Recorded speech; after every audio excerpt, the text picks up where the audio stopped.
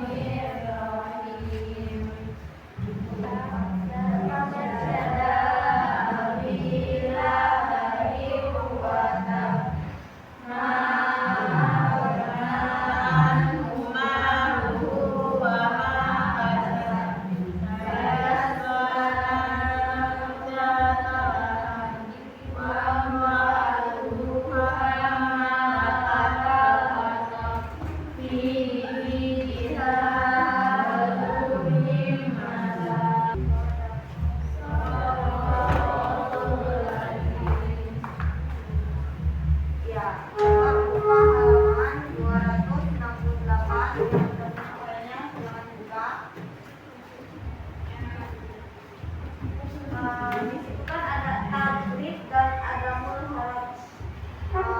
Dari wali songo itu kan ada dua, yaitu pertama tajwid dan ada mulhoraj. Apa sih tajwid itu? Ada yang tahu? Ya, tajwid itu adalah bertahap. Kita dalam ulama harus melakukan segala hal harus melalui bertahap. Kenapa sih kita harus bertahap? Kenapa? Ini termasuk ini hasil yang jadi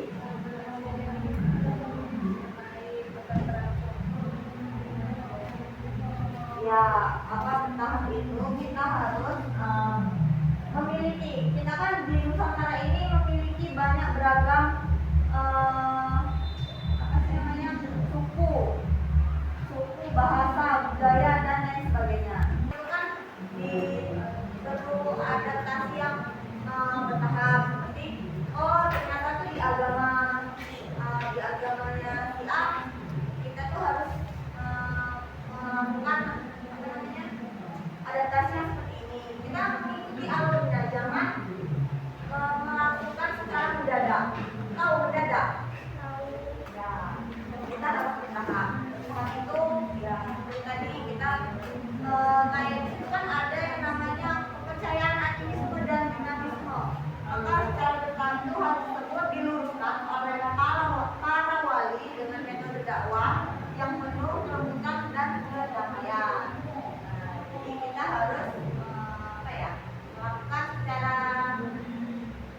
mandiri lah, melakukan hal-hal yang menurut kita lanjut atau bertahap itu tadi, kita melakukannya secara perlahan, jangan terlalu tergesa-gesa atau mendadak itu tadi, karena ya itu secara di dalam itu kayak misalkan kita juga sopan lah intinya, bahasa kasarnya kita nggak sopan kalau melakukan secara berdadak itu yang tergesa-gesa itu tadi. Nah makanya kita harus melakukannya secara bertahap. Yang pertama itu tadi ada tajwid dan ada mulhoraj. Yang kedua ada mulhoraj atau tidak menyakiti. Kenapa sih kita ada mulhoraj itu tuh tidak boleh menyakiti? Ada yang tahu? Tidak menyakiti. Karena di setiap masyarakat Nusantara itu kan yang seperti kakak jelaskan yang pertama tadi tajwid itu kan di Nusantara ada beberapa budaya,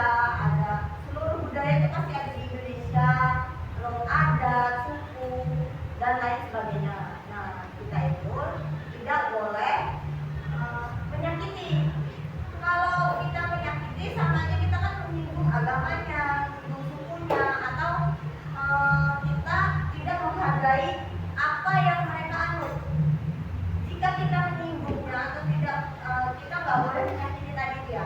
Kalau kita menyakiti, pasti kita juga akan disakiti dari agama suku kita. Apa yang kita perbuat? Sakit hati kan? Sakit hati.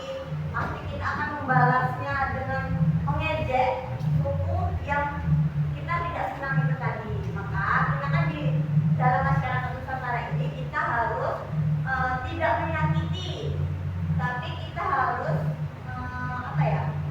merangkul.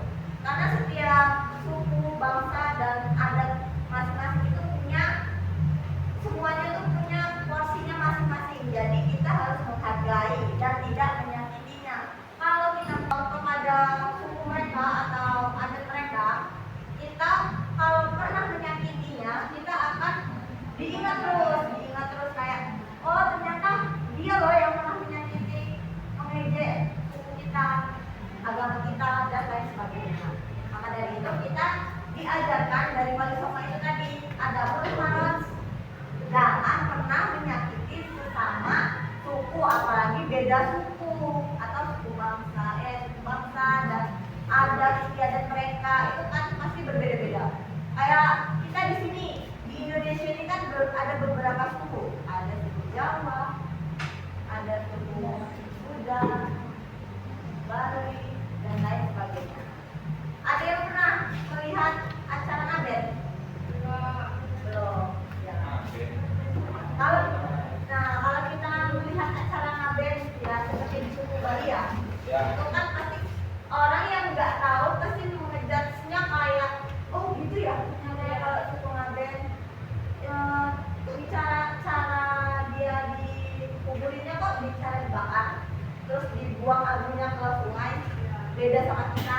Nah, kalau ada dari keluarga mereka yang tidak senang, kita akan diomongkan. Tapi sama aja kita menyakiti suku mereka.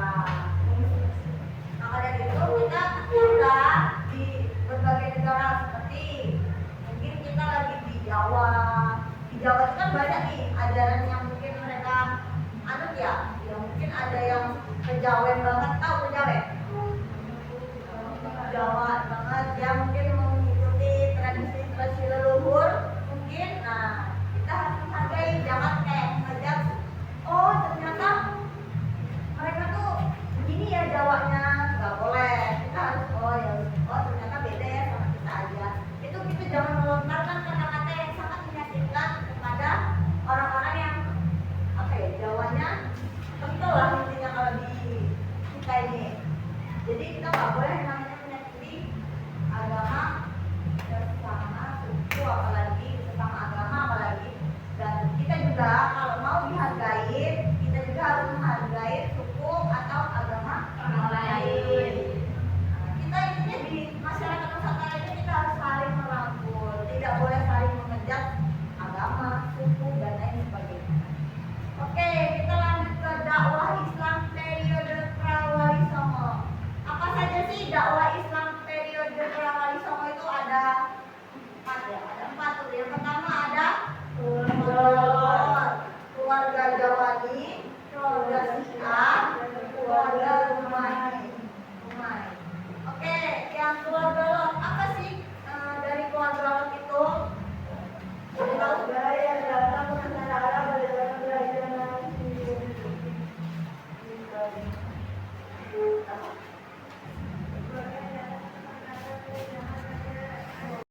dan keluarga Rumai. Lalu selanjutnya kita kan belajar Wali Songo.